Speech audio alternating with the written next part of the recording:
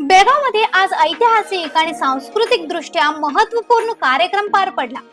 कन्नड भाषेतील सर्वात प्राचीन शिलालेख मानल्या जाणाऱ्या हालमिडी शिलालेखाची जिल्हाधिकारी कार्यालय परिसरात विशेष पूजा करण्यात आली.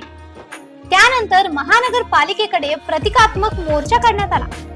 या कार्यक्रमाचे नेतृत्व जिल्हाधिकारी मोहम्मद रोशन आणि ज्येष्ठ कन्नड चळवळी नेते वाटाळ नागराज यांनी केले.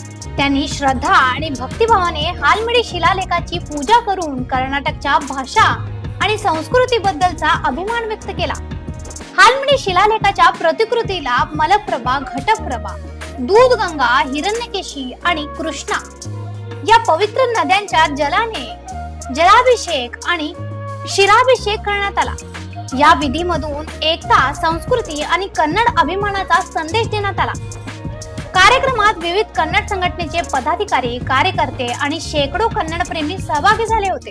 कर्नाटक आणि बेळगावच्या समर्थनात सर्वांगीण एकजुटीचा संदेश दिला. कन्नड संस्कृतीचा गौरव जपणे आणि पुढील पिढ्यापर्यंत पोहोचवणे ही प्रत्येकाची सामूहिक जबाबदारी असल्याचे यावेळी अधोरेखित करण्यात आले.